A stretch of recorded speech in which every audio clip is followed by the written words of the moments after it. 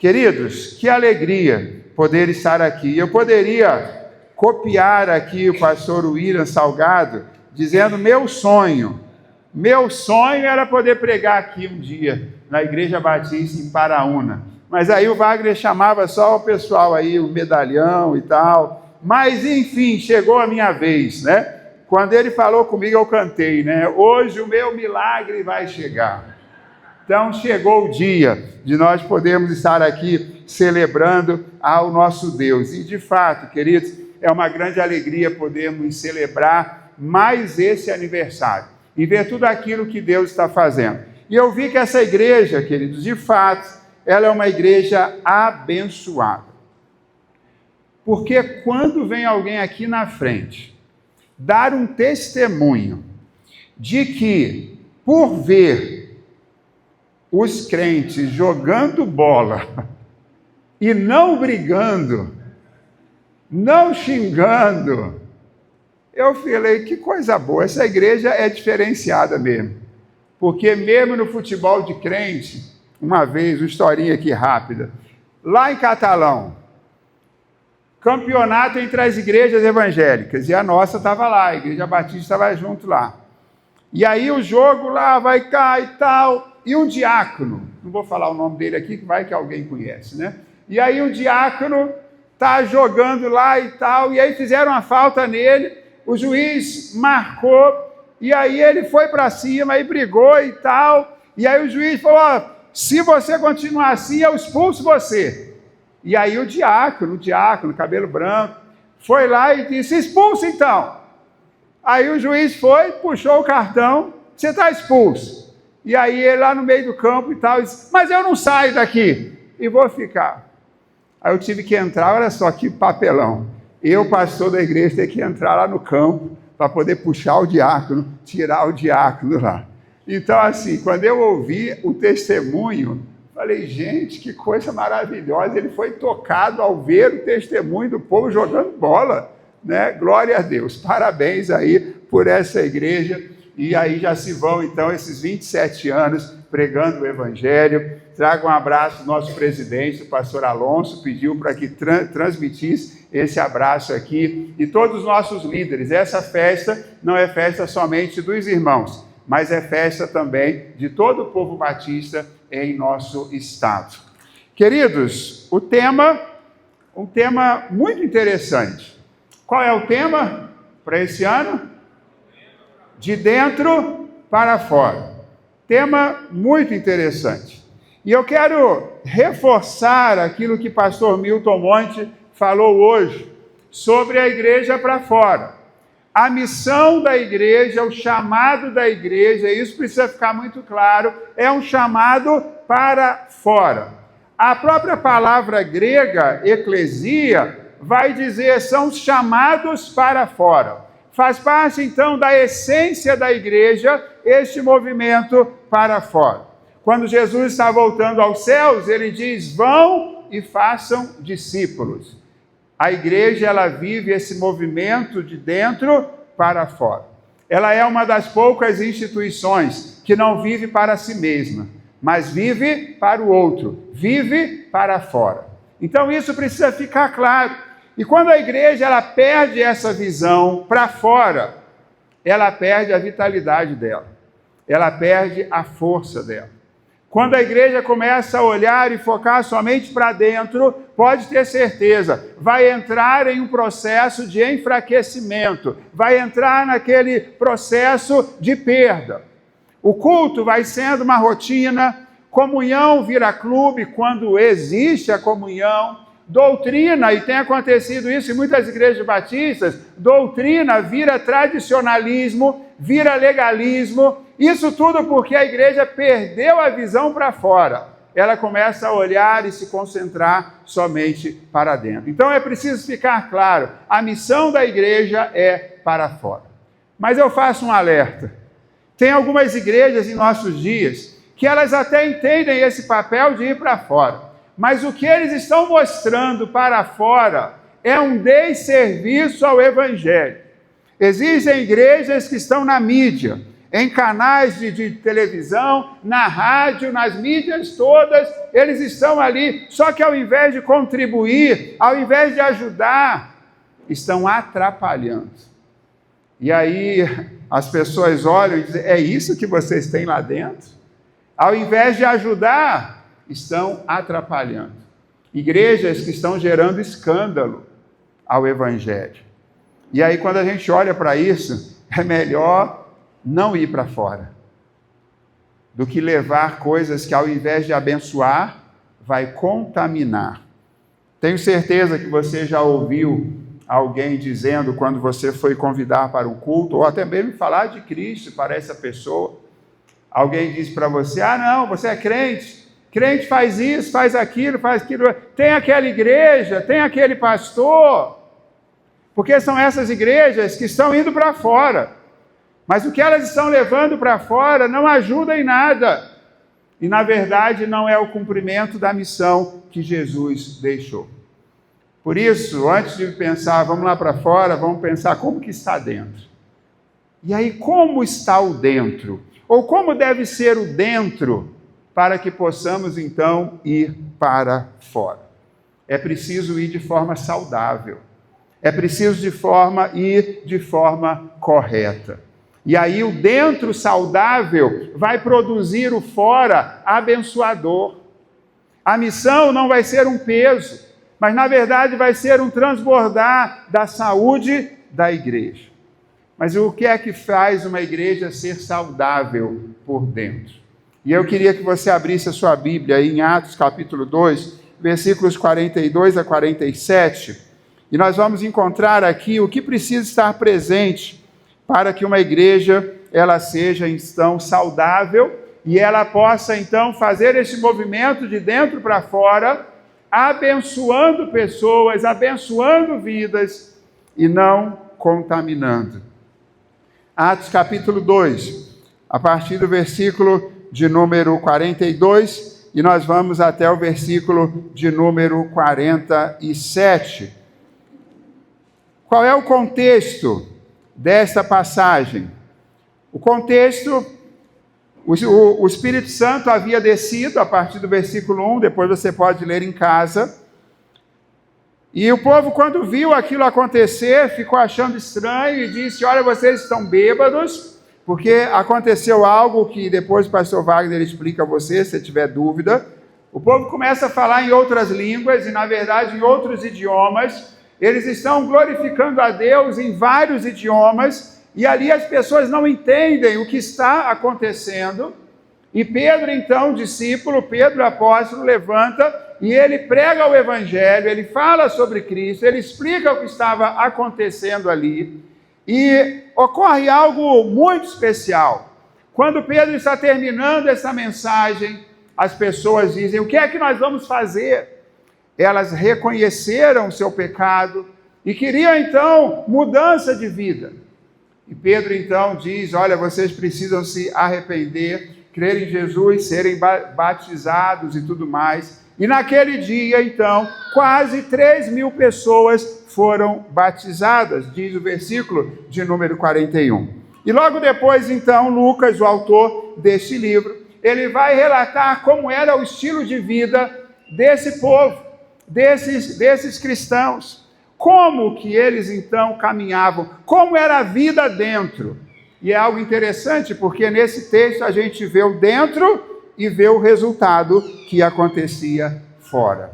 E diz assim, todos se dedicavam de coração ao ensino dos apóstolos, à comunhão, ao partir do pão e à oração. E eu queria que você guardasse, talvez em sua Bíblia está, e perseveravam. Queria que você guardasse essa palavra. O que nós vamos ler daqui para frente não era algo pontual, não era modismo, não era algo que começava e que passava, mas era algo perseverante, era algo constante, havia uma dedicação absoluta.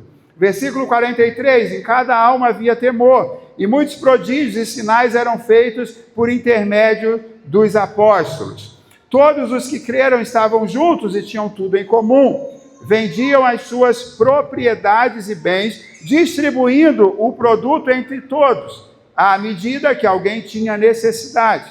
Diariamente, de novo, perseveravam unânimes no templo, partiam pão de casa em casa e tomavam as suas refeições com alegria e singeleza de coração, louvando a Deus e contando com a simpatia de todo o povo.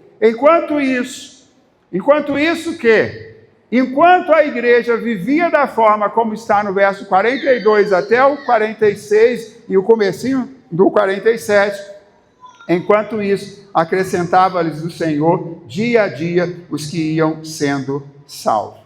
Você consegue perceber o movimento de dentro para fora? Haviam coisas internas e havia resultado externo. O verso 42 traz aí para nós como que os 4 pilares dessa saúde interna. E aí nós vamos do 43 até o 47, vendo alguns resultados desses pilares, ou da prática desses pilares. Olha aí comigo, no versículo 43. O poder de Deus era manifesto. Em cada alma havia temor, e muitos prodígios e sinais eram feitos. Onde há saúde, queridos, o poder de Deus é manifesto, Deus age.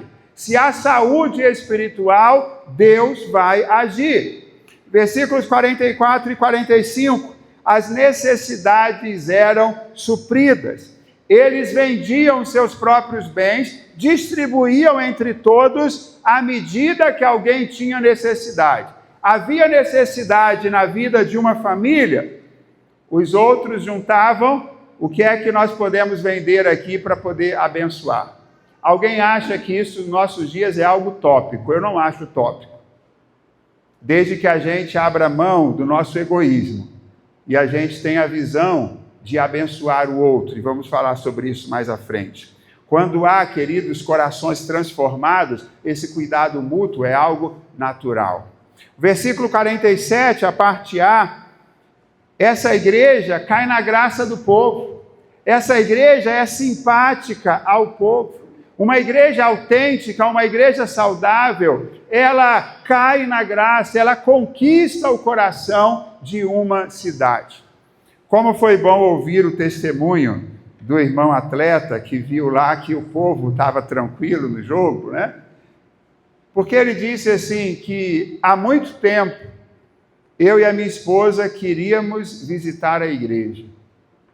De alguma forma, os irmãos caíram na graça dessa família. E aquela igreja tinha isso. E o quarto resultado era um crescimento diário. Todos os dias, não era de mês em mês, não era de vez em quando, todos os dias o Senhor acrescentava os que iam sendo salvos. Esse é o sonho de toda a igreja. Havia crescimento diário. Quando há saúde, queridos, há crescimento. Guarda isso, Deus tem prazer em acrescentar a uma igreja saudável. Deus tem prazer em fazer isso. Eu fico pensando, Deus, olhando algumas igrejas.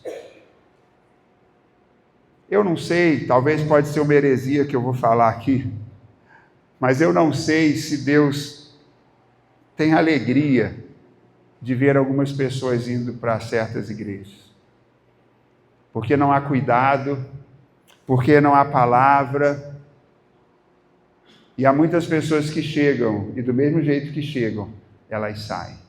Mas Deus tem prazer em acrescentar a uma igreja que ela é saudável. Olha os resultados, olha esse movimento fora.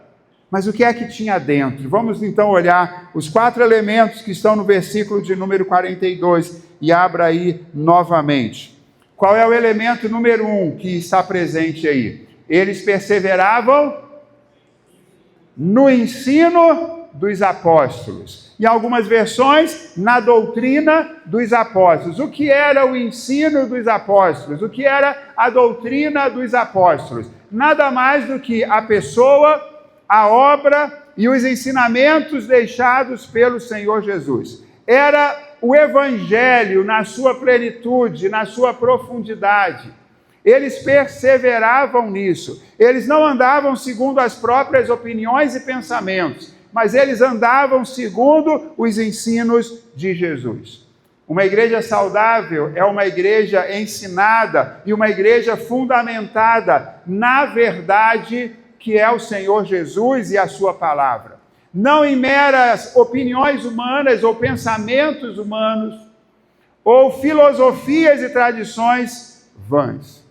E é interessante que o ensino dos apóstolos é o primeiro elemento, porque tudo parte disso. Tudo parte da centralidade da palavra. Tudo que uma igreja é e faz porque a palavra diz. Nós pregamos o evangelho porque a Bíblia diz que devemos pregar. Nós amamos uns aos outros porque a Bíblia diz que devemos amar. Nós contribuímos com os nossos dízimos e as nossas ofertas porque a Bíblia diz isso. Tudo parte e tudo é mantido da palavra de Deus. É como um trem e a locomotiva é a palavra que vai puxar todos os outros elementos. Tudo aquilo que a igreja ela deve fazer. E aqui nós vemos a comunhão, o partir do pão, as orações. Sem conhecimento de Deus e da sua vontade para nós, é impossível ser uma igreja saudável. Nós cantamos, adoramos ao Senhor porque nós conhecemos quem Deus é e por isso fazemos isso. E como nós vamos conhecer a Deus, se não por meio da sua palavra? O elemento, então, de número 1 é o ensino dos apóstolos. Podemos trazer para nós hoje, eles não tinham, por exemplo, Atos. Eles eram os atores de Atos. Hoje nós temos. E para nós hoje podemos dizer a palavra. O primeiro elemento para uma igreja saudável é a centralidade da palavra. E não há lugar melhor, queridos. Quando os irmãos falam porque vivem o PGM, não há lugar melhor para se crescer no conhecimento e na prática das Escrituras do que em comunhão, do que em um pequeno grupo. Ouvir a palavra, a mensagem aqui é bênção. Abençoa, transforma, conforta, consola vidas. Mas lá na comunhão de um pequeno grupo, parece que há uma profundidade ainda maior, porque a gente pode compartilhar. Eu falo, você ouve, você fala, eu ouço, e a gente discute, e a gente compartilha. E aí a gente vem o segundo elemento. Eles perseveravam no ensino dos apóstolos e na comunhão.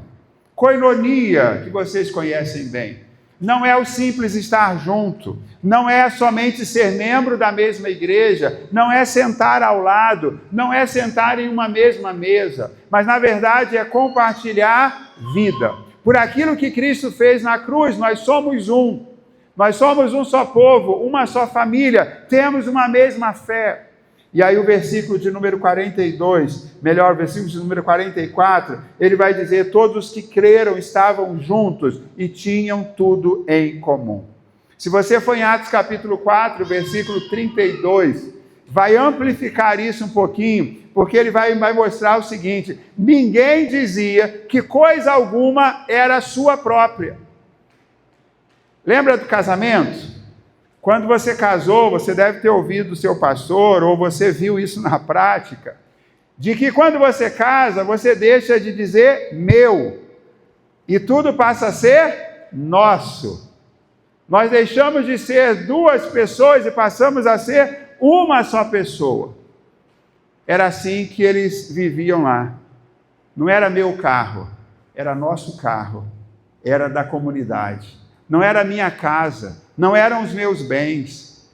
Eles entendiam que eles eram uma só família, um só corpo. Na igreja, queridos, ninguém é anônimo. E aí eu falo então melhor isso. Ninguém deveria ser anônimo. Porque infelizmente em algumas igrejas que não são saudáveis, não existem pessoas, existem números. Mas numa igreja saudável, ninguém é anônimo. Ninguém deve sorrir sozinho. Ninguém deve chorar sozinho. Mas nós devemos fazer isso, como a própria Bíblia diz, em comunhão. Igreja saudável é uma família com relacionamentos profundos, transparentes, onde a gente tem liberdade para falar a verdade, relacionamentos, então, transparentes, mas também verdadeiros. O pastor Wagner disse algo aqui há pouco. O mundo, ele não é convencido, queridos, por argumentação, por palavras, mas sim por prática. E quando a gente pensa na comunhão, a comunhão é o maior e mais poderoso testemunho que podemos dar sobre Jesus. O mundo vai crer que Ele é quem de fato Ele é, pela forma como nós amamos uns aos outros. Por isso precisamos andar e viver em comunhão. O terceiro elemento, qual é o próximo aí? Partir do pão. E aí a gente olha isso e diz, o que é esse negócio de partir do pão? Não é muito claro. Há dois possíveis sentidos aí. Um deles, e se a gente olhar o capítulo 20, o apóstolo Paulo vai falar sobre isso, eu creio que Lucas relata isso, de que no primeiro dia da semana partimos o pão. E ele estava falando lá sobre a celebração da ceia. Esse é um sentido.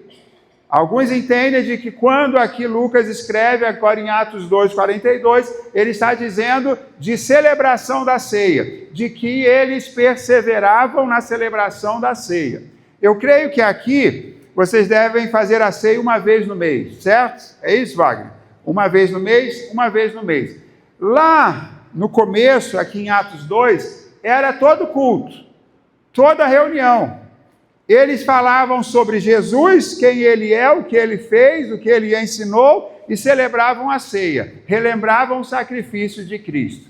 Então, alguns entendem de que eles perseveravam no partir do pão, está falando da mesa do Senhor, da celebração da ceia.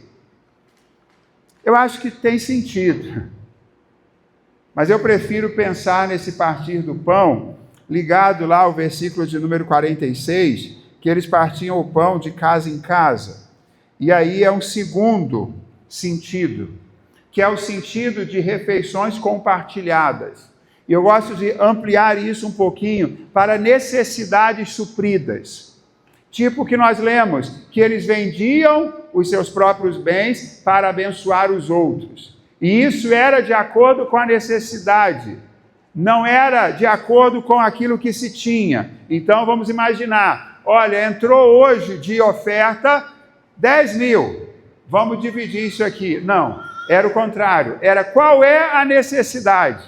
A necessidade é essa. Vamos nos mobilizar para suprir a necessidade. Eles então partiam aquilo que eles tinham.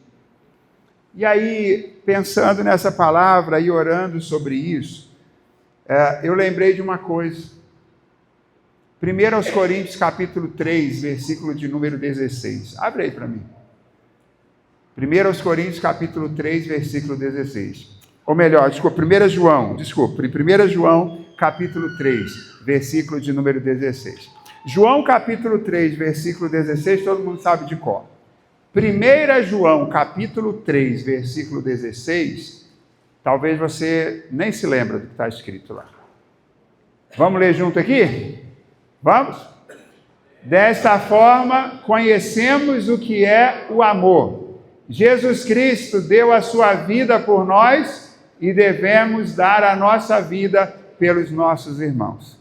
Esse texto ilumina talvez esses dois sentidos. Cristo deu a vida por nós. Quando nós reunimos em torno da mesa da ceia, nós estamos celebrando e relembrando exatamente isso. Cristo deu a sua vida por nós. Quando nós sentamos à mesa da refeição, do serviço, do cuidado, nós estamos vivendo na prática dar a vida pelos nossos irmãos. Precisamos, queridos, celebrar aquilo que Jesus fez. E muitas vezes a ceia virou algo rotineiro, sem sentido, onde a gente participa de qualquer maneira. Precisamos lembrar o que Jesus fez e naquele momento, quando celebramos a ceia, trazermos à memória qual é o sentido disso, o impacto disso. Mas precisamos também olhar para o lado Porque na mesa da ceia nós nos reunimos e chegamos à mesa da ceia com todas as nossas necessidades e dores. Por isso não devemos olhar somente para nós e para aquilo que Cristo fez. Mas o amor é Cristo morreu por nós e nós damos a vida pelos nossos irmãos.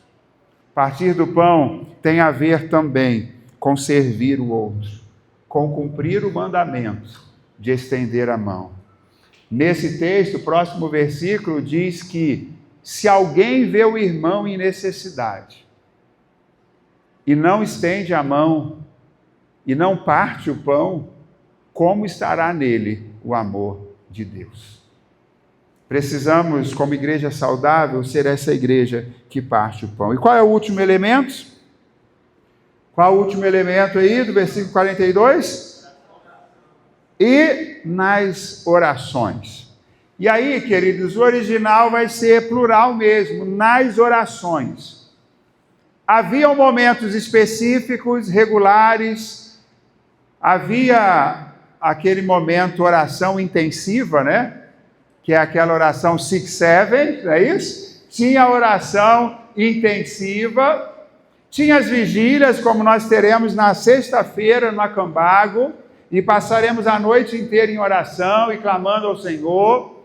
Tinha o culto específico para isso, mas tinha também a oração em todo tempo e em todo lugar. Se a gente olha Atos capítulo 2, eles estavam em oração.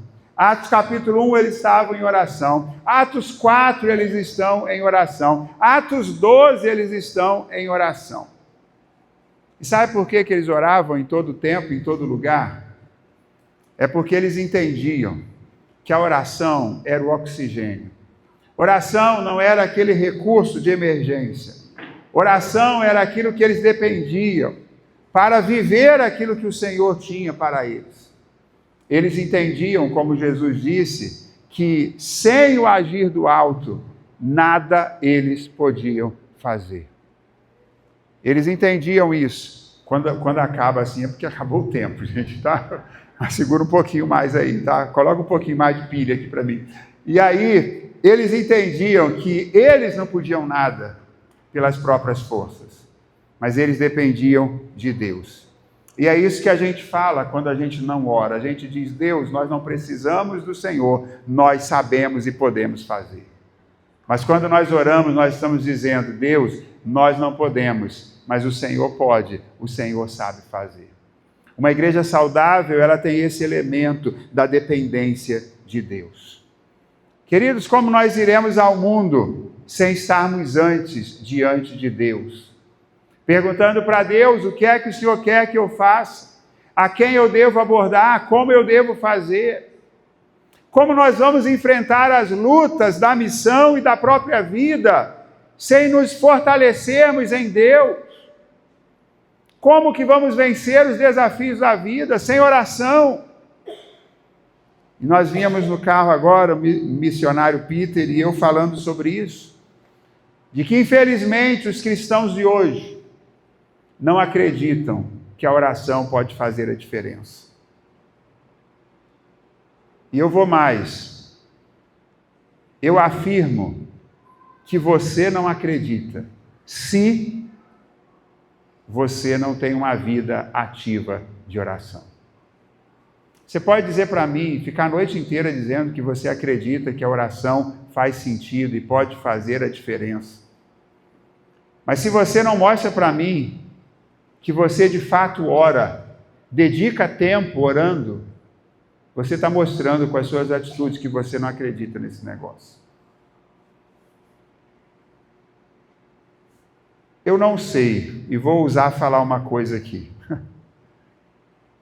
Por causa das mídias, e a galerinha da mídia aqui da igreja, parabéns, vocês são fera. A gente vê muito do que acontece aqui.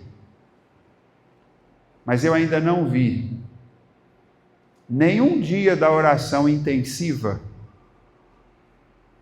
que tivesse um número desse aqui.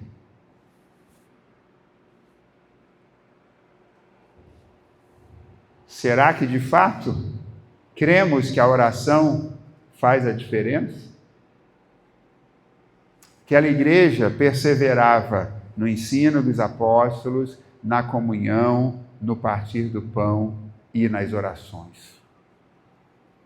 Aí eu fico pensando, por que a oração está como último, está no final? Será que também é explicando que eles perseveravam no ensino dos apóstolos, na comunhão, no partir do pão, por que perseveravam nas orações? Infelizmente, a oração tem sido usada como último recurso.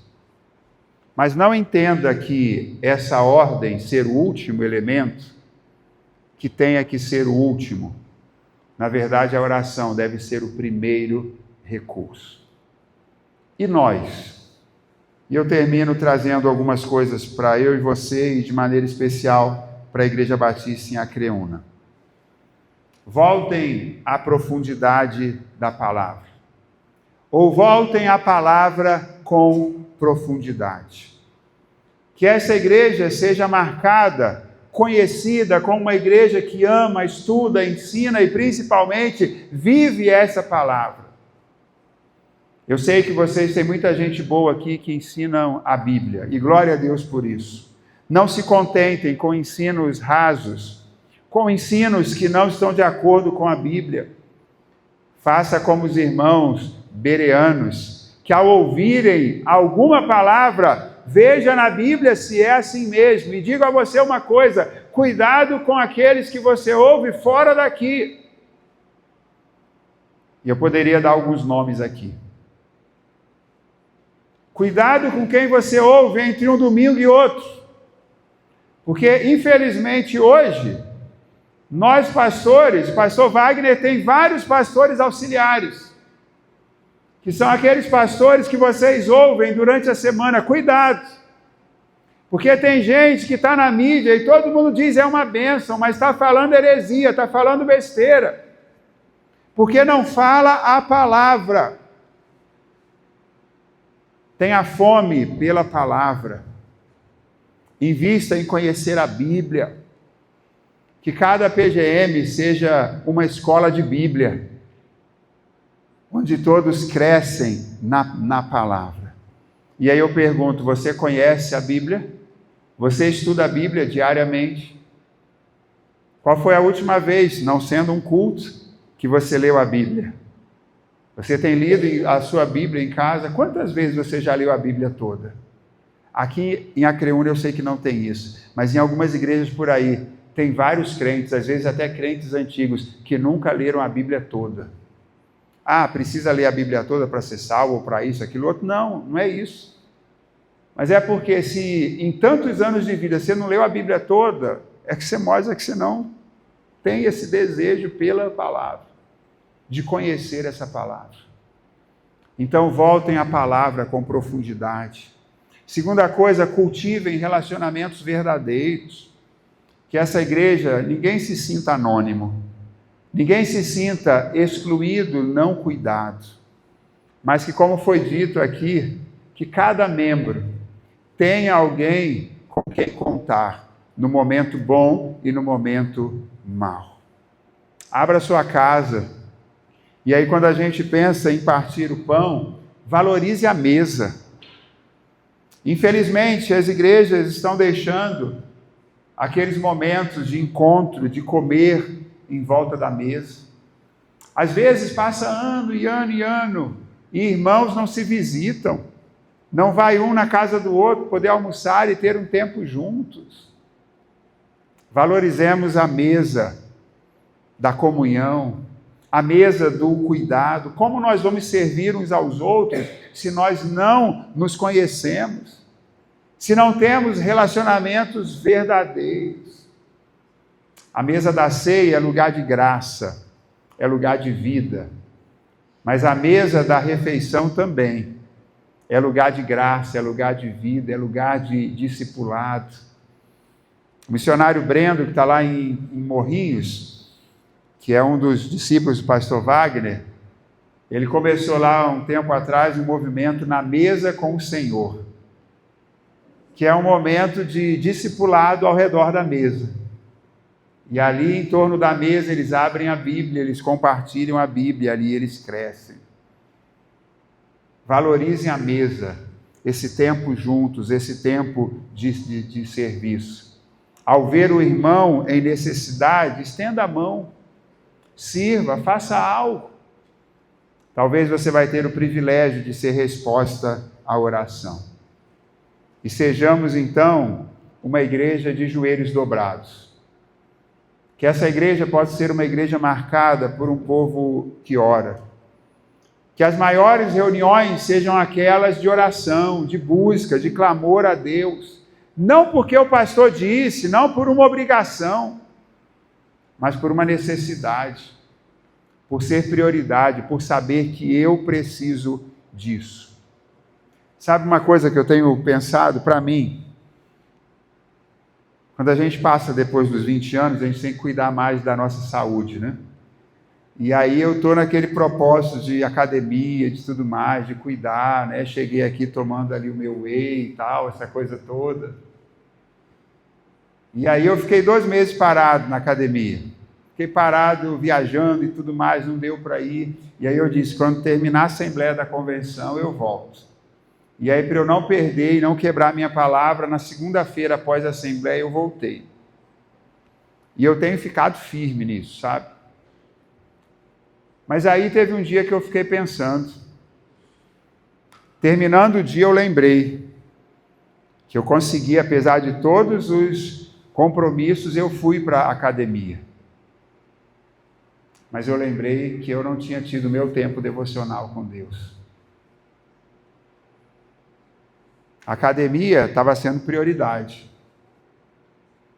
mas o tempo com Deus, secundário. Que cada decisão na sua vida, que cada atividade na sua vida, seja precedida pela oração. Que você possa ser alguém que ora. A Creúna precisa de uma igreja que ora. E como é tema da nossa campanha, Igreja Viva é uma igreja que ora. Aniversário, eu sempre falo de que é tempo de celebração, de gratidão, de olhar para trás, de ver o que Deus fez e tal, mas é tempo de reflexão também. Porque a gente começa um novo ciclo. É tempo da gente, então, pensar como que tem sido a nossa caminhada até aqui, o que é que nós precisamos mudar, o que é que nós podemos melhorar. E aí talvez a gente olhe para trás e diz, nós queremos um templo maior, nós queremos mais gente, nós queremos isso, aquilo, outro. Mas eu queria propor uma outra pergunta. Daqui a um ano, seremos mais saudáveis do que temos sido até aqui? Que Deus possa ajudar os irmãos a perseverarem na palavra, no ensino dos apóstolos, na comunhão, no partir do pão e nas orações buscando ao nosso Senhor. E que a partir dessa saúde espiritual de dentro, o Senhor possa usar os irmãos para ir para fora, para alcançar os amigos, os parentes, vizinhos, alcançar a Creúna com o Evangelho de Cristo. Que assim como naquela igreja, que o poder de Deus seja manifesto aqui no meio dessa igreja. Que haja sinais, que haja prodígios, que haja milagre, onde as pessoas possam ver o poder de Deus sendo manifesto. Que não haja necessidades que não sejam atendidas. E que essa igreja possa cair na graça do povo. E que todo dia, imagina, todo dia, o Senhor acrescente a essa igreja alguém. E aí, quando chegar no ano que vem, vão ter mais 365 membros. 365 discípulos. Que o Senhor acrescente a essa igreja. Que dentro possa estar tão bom, tão abençoado, que possa transbordar de fora natural e possa alcançar todos aqueles que estão fora. Curva a sua cabeça, vamos orar ao Senhor. E eu quero perguntar a você que é membro da Igreja Batista em Acreúna, o que é que o Senhor falou com você nessa noite? O que é que você precisa melhorar olhando para esses 4 elementos que estão presentes numa igreja saudável, que vive de forma saudável esse movimento de dentro para fora. É na palavra que você não tem lido, que você não tem meditado, que você não tem praticado essa palavra. É na comunhão. Você é alguém que tem pensado somente em si. É no partir do pão, seja na questão da ceia, em relembrar e valorizar aquilo que Cristo fez e este momento de trazer à memória o que Ele fez. Ou servir ao irmão, olhar para o lado, compartilhar aquilo que você tem. Ou na oração que você está falho, que você precisa orar mais, buscar mais ao Senhor. O meu desafio é que você não saia daqui nessa noite sem uma decisão de dar um passo para fazer o que for preciso para que essa igreja seja ainda mais saudável. Uma igreja saudável é fruto de membros saudáveis.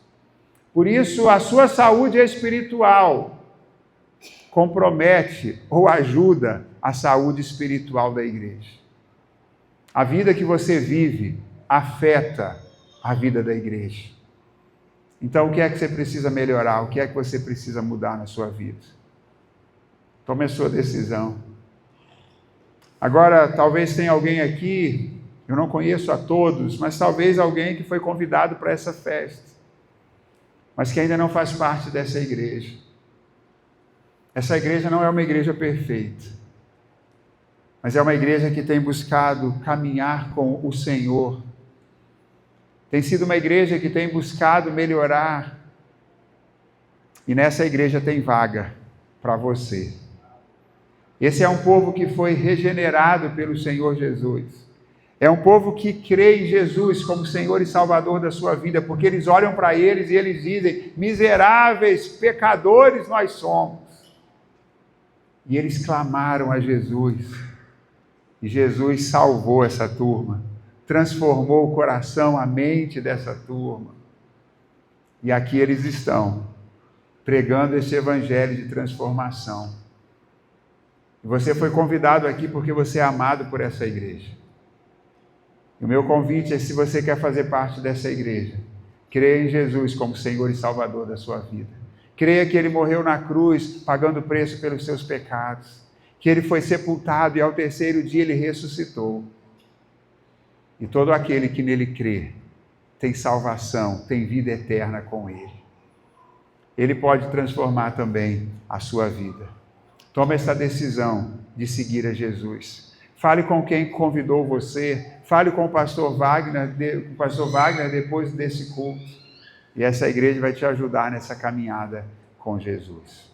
Pai, obrigado por esse tempo de celebração. Obrigado, Senhor, pela Tua palavra. Obrigado, ó Deus, porque é bom, Senhor, estarmos reunidos em comunhão contigo e com os nossos irmãos.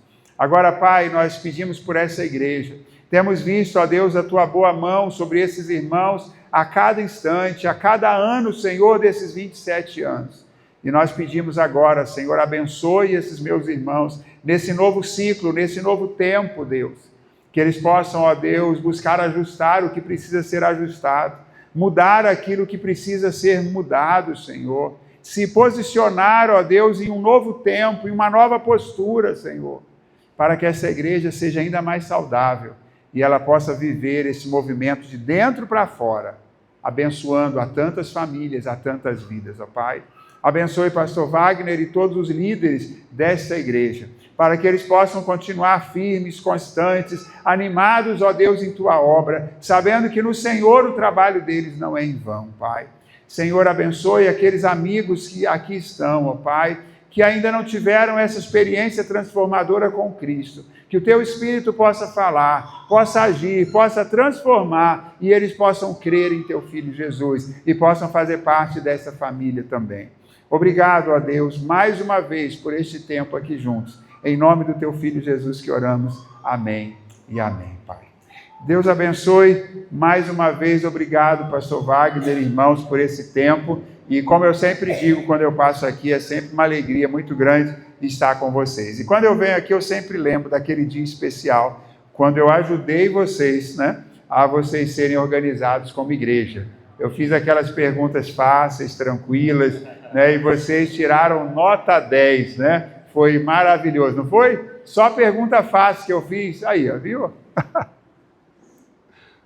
É verdade, é verdade. Meus irmãos, eles são quentes. Parece que escrevendo para o final. Quero só avisar você que tem janta. Viu? Glória a Deus. Tem um